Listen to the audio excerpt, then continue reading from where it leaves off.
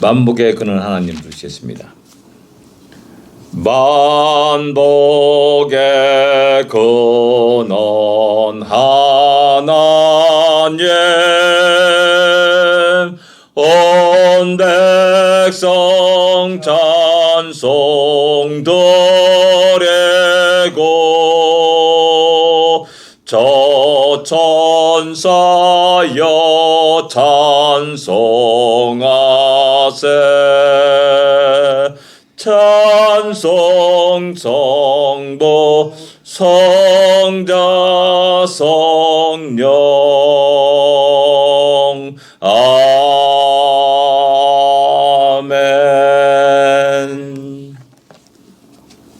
만복의 근원 하나님 온 백성 찬송 드리고 라고 이렇게 노래합니다.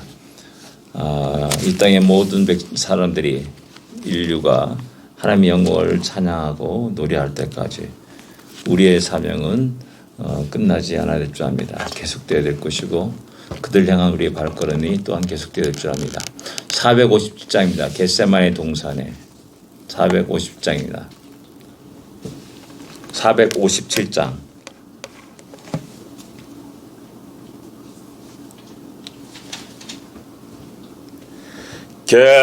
겟세마네 동산에 주를 생각할 때에 근심이나 걱정을 외면할 수 있을까? 나를 항상 버리고 주를 따라가겠네. 빌라도의 뜰에서 주를 생각할 때에 수치됨과 아픈 것 못 견딜 수 있을까? 길이 참고 묵묵히 주를 따라가리라. 갈보리 산 올라가 주를 생각할 때에 나의 받는 괴로움을 비교할 수 없으리. 십자가를 지고서 주를 따라가리라. 무덤에서 부활한 주를 생각할 때에 환난에 나 조금도 두려울 것 없으리. 승전가를 부르며 주를 따라가리라. 아멘. 작시자는 주님을 따라가리라 라고 이렇게 노래합니다. 그가 주님의 고난을 기억하고 십자가의 고난을 기억하고 벨라도 앞에서의 수치스러움을 기억하면서 현재 우리가 받는 여러 가지 어려움과 환난과 고난을 기억하고 그런 모든 것들에 대해서 개의치 않고 끝까지 주님을 따라가리라 라고 이렇게 고백하고 말합니다. 또 마지막에는 부활의 주님을 생각하면서 승전가를 부르며 주를 따르겠다고 고백합니다. 이러한 놀라운 은혜가 우리 안에도 있기를 원합니다. 신앙 고백 드리겠습니다. 전능하사 천지를 만드신 하나님 아버지를 내가 믿사오며 그 외아들 우주 예수 그리스도를 믿사오니 이는 성령으로 잉태하사 동정녀 마리아에게 나시고 본디오 빌라도에게 고난을 받으사 십자가에 못 박혀 죽으시고 장사한 지 사흘 만에 죽은 자 가운데서 다시 살아나시며 하늘에 올사 전능하신 하나님 우편에 앉아 계시다가 저리로서 산자와 죽은 자를 심판하러 오시리라. 성령을 믿사오며 거룩한 공예와 성도가 서리 교타는 것과 죄를 사하여 주신 것과 몸이 다시 사는 것과 영원히 사는 것을 믿사옵나이다. 아멘. 마태복음 10장입니다. 5절부터 10절까지 같이 읽겠습니다. 마태복음 10장 5절부터 10절까지 말씀입니다.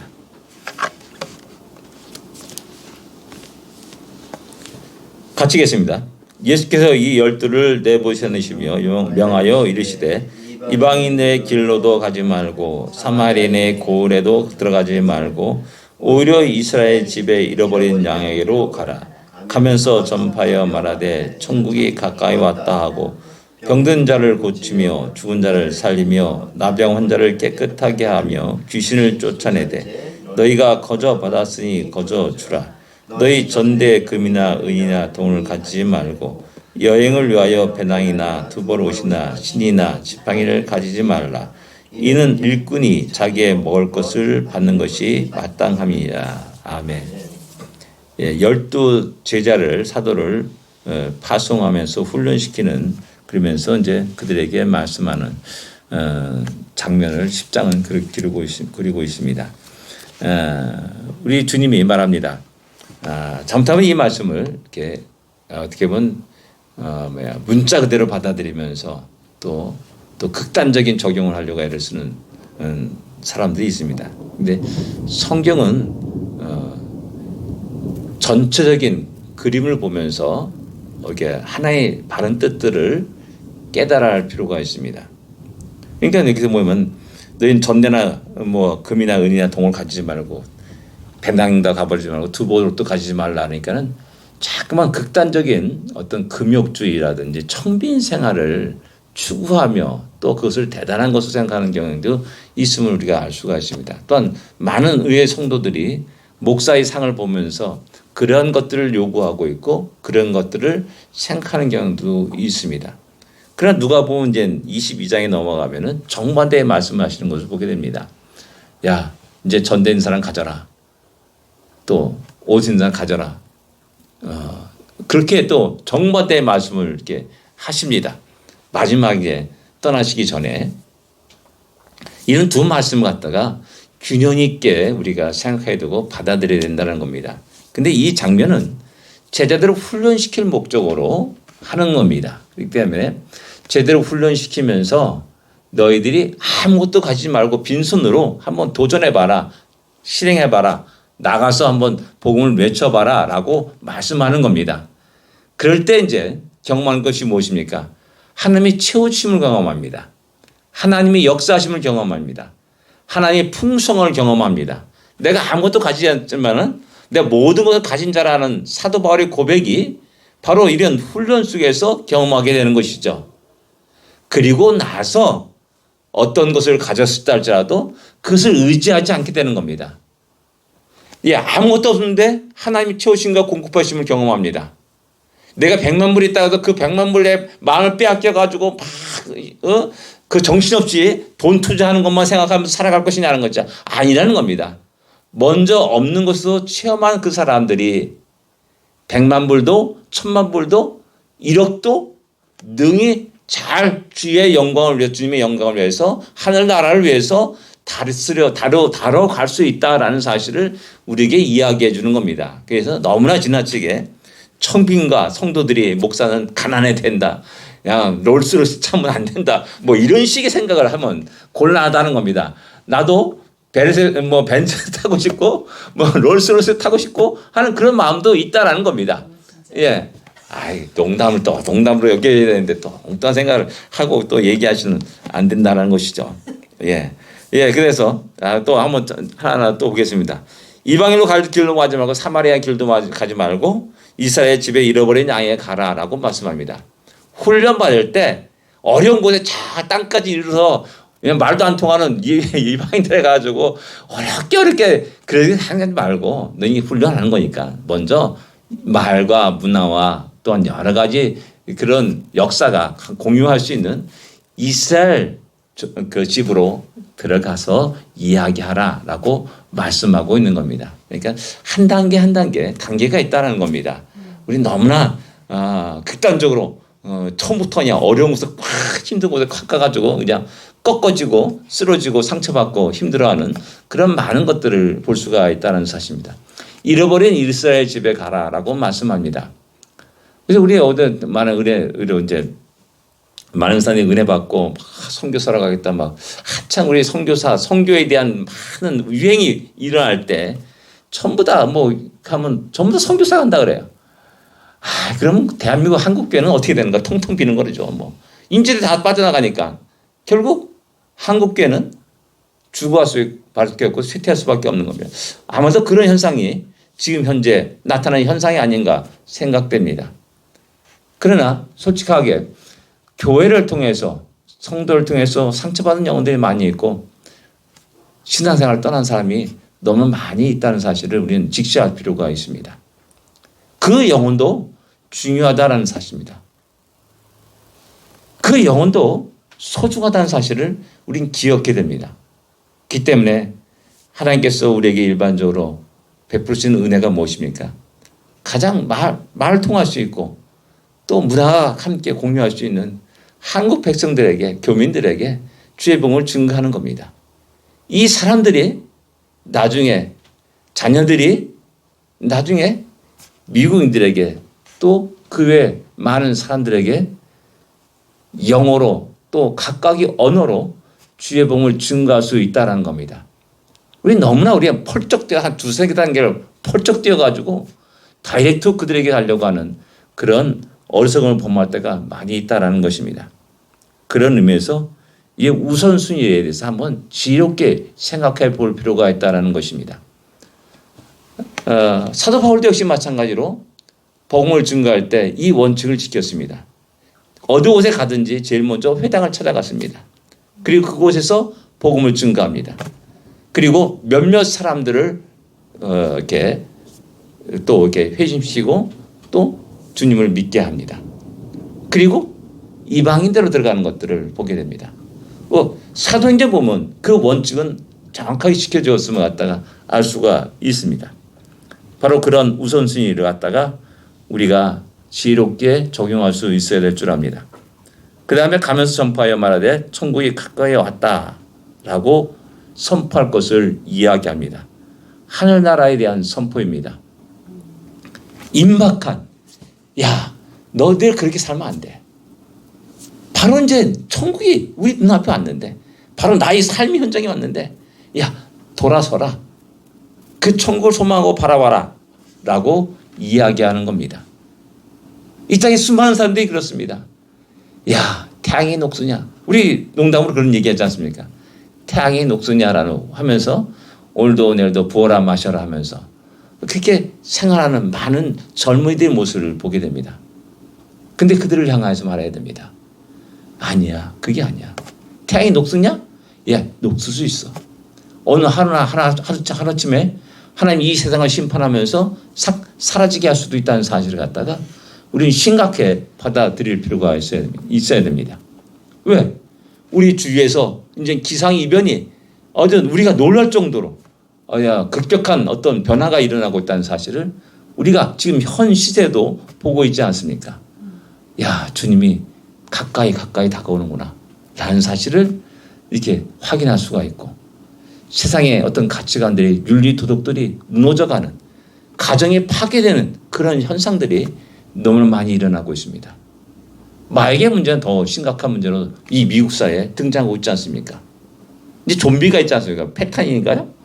그거 먹고 나서 진짜 시카고에서 이제 우리 해정자매를 데리고 오는데 도저히 길 앞에서 길 가운데서 이렇게 저 사람 뭐야? 마약 먹고 이제 움직이지 못하는 거지 이렇게 그대로 있는 겁니다. 제가 봤습니다. 미국이 이런 상태가 됐구나. 마지막 말세가 된 겁니다. 온전한 가정에서 자라는 아이들이 거의 없지 않습니까? 이제 그런 것들을 이야기하지 못하게 이제 법으로 금지시키고 알아보는 그런 것들을 금지시키고 있는 현상들이 일어나고 있습니다. 그런 사람들을 향하여서 임박한 천국, 바로 우리 앞에 다가온 그 천국 하늘나라에 대해서 이야기할 수 있어야 됩니다.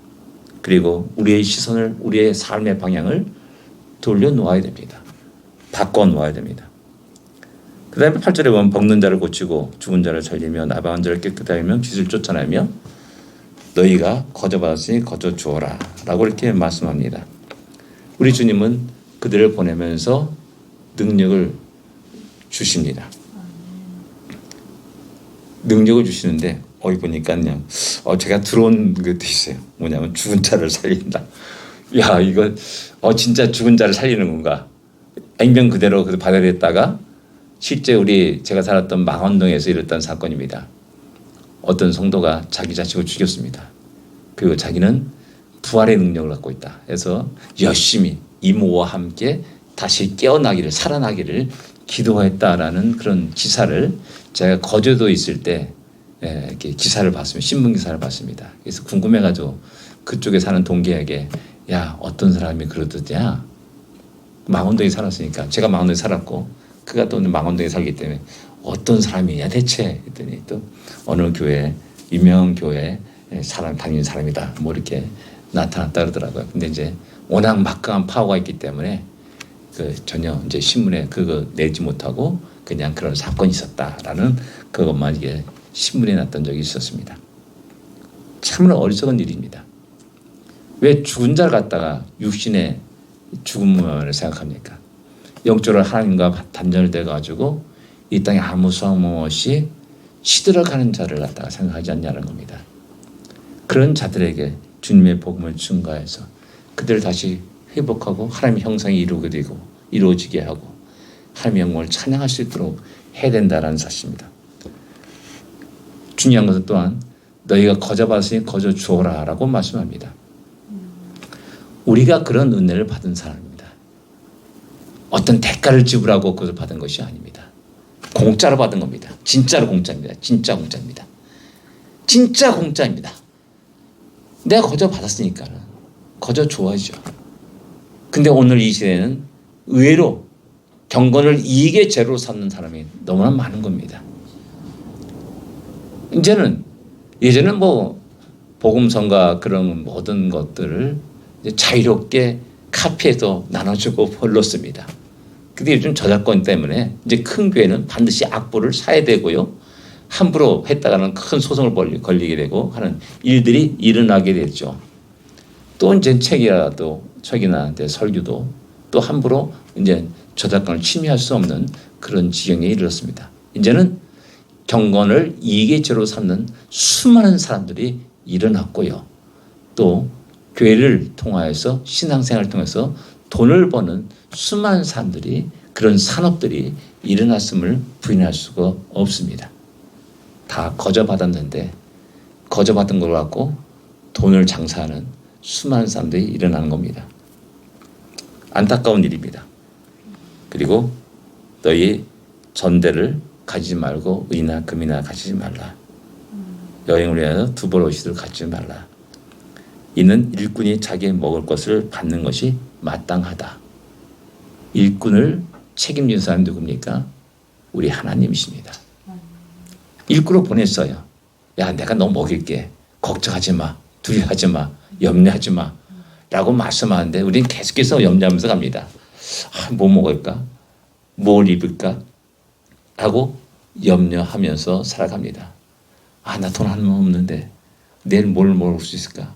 굶는 거 아니야? 걱정하면서 살아갑니다. 그런데 하나님이 그 일꾼을 보내주시면서 야, 일꾼은 마땅히 먹어야 된다. 라는 것들 다 아시는 하나님께서 키우시고 피를 공급해 준다라는 사실이고 또 풍성한 것을 허락하실 것을 갖다가 믿고 의지하면서 나가야 되는 것이죠. 오늘 우리에게 주어진 십자가가 수치될 수 있고 여러 가지 어려움과 고난이 될 수도 있습니다. 그러나 우리 하나님께서 우리 주님께서 명령하셨기에 우리는 오늘도 내일도 변함없이 우리의 믿음의 길을 걸어가며 우리의 십자가를 짊어지고 꿋꿋하게 우리의 사명을 감당하는 우리 모두가 되기를 원합니다. 기도하겠습니다. 하나님 아버지 은혜를 감사합니다. 우리에게 너무나 큰 은혜를 허락하심을 감사합니다. 구원의 기쁨과 감격 속에 아버지 살아갈 수 있도록 인도하심을 감사합니다. 하나님께서 이 놀라운 은혜를 허락하시옵사오니 아버지 이 은혜를 입은 자로서 또한 주님의 복음을 증거한 우리가 되게 하여 주시고 한 영혼들을 살리는 일에 우리의 모든 것들을 들여갈 수 있도록 은혜 내려 주옵소서. 우리에게 준 하루하루의 삶이 우리의 인생이 우리의 생명이 바로 그것을 위해서 드려지게 하여 주옵소서. 이 하루를 복되게 하여 주옵소서. 예수님으로 간절히 기도드립니다. 아멘. 하늘에 계신 우리 아버지여 이름이 거룩히 여김을 받으시오며 나라의 마옵시며 뜻이 하늘에서 이루어진 것 같이 땅에서도 이루어지리이다. 오늘날 우리에게 일용할 양식을 주옵시고 우리가 우리에게 죄진 자를 사하여 준 것 같이 우리 죄를 사하여 주시고 우리를 시험에 들지 말게 하시며 다만 하게서 구하옵소서. 주의 나라와 권세와 영광이 아버지께 영원히 싸움나이다. 아멘. 승리하십시오. 복된 하루가 되십시오.